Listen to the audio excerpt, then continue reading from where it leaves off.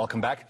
Cape Town's housing crisis seems to be deepening. Now, civil society organizations and academics are calling on President Cyril Ramaphosa to immediately release 3 large military sites in Cape Town. They say the state-owned land, Eysterplat, Wingfield and Youngsfield, has the potential to combat the city's housing crisis. For more on this, I'm joined now by Michael Clark, who is a researcher at an activist organization, Ndifuna Ukwazi. A very good afternoon to you, Michael, and thank you very much for your time. So, why is it these particular fields that you've identified, and is there perhaps no consideration for maybe there is something for these plots to be used for other than housing? Thank you very much for having me. One of the big things that we've recognized with these 3 pieces of land is that they're unused or vastly underutilized at the moment.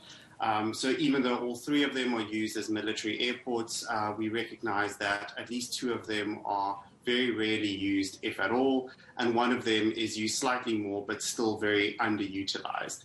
And to be honest, with the housing crisis in the extent to which it is, I mean, with 365,000 people on the housing waiting list in Cape Town alone, and over 500,000 people on the Western Cape's housing waiting list, the overwhelming need for housing, especially in the context of the COVID-19 pandemic, has just been really, really heightened.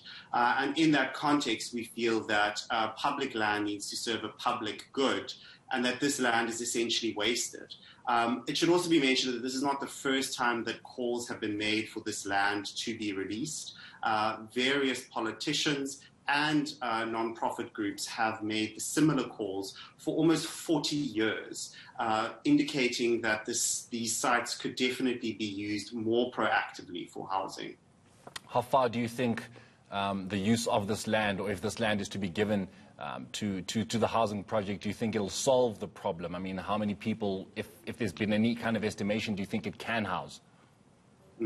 So we, the group of civil society organizations that have been working on this include legal non-profits, including the Legal Resources Center and Ndifuna Ukwazi, as well as various development-based organizations, including the Development Action Group and the Community Organization Resource Center.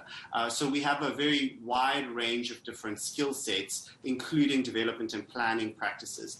And so when we put those skills together and try to come up with schematic plans for this site, we reckon that about 67,000 new affordable homes could be built on those 3 sites alone. And that's about easily about a fifth of the housing waiting list in Cape Town at the moment. So it's not something small, it's something quite substantial, and would immediately take kind of the very intense pressure off in that sense. Michael, we've seen corruption that has surfaced in Limpopo most recently, this year especially, where housing is concerned, and the kinds of houses that have been provided to people. And, you know, is there no concern that perhaps this just opens the door to any more corruption with this particular housing project if the land is to be given to the people? That's a very legitimate concern, and I think that we share concerns about corruption in the housing allocation system especially. I think that one of the things that would be very clear is that given that there is a group of civil society organizations that is prepared and has been willing to put time and effort into figuring out what legal mechanisms could be used to release this site, what kind of plans could be leveraged to specifically develop the site, we would hope that those same civil society organizations could continue to play a role and could potentially also help in creating quite a clear oversight mechanisms throughout the process going forward. Corruption in the housing allocation system is, of course, a very genuine concern, yes, and we would want to be involved in that process to make sure that that doesn't happen. All right. Michael Clark, thank you very much for your time this afternoon. He is a researcher at Ndifuna Ukwazi.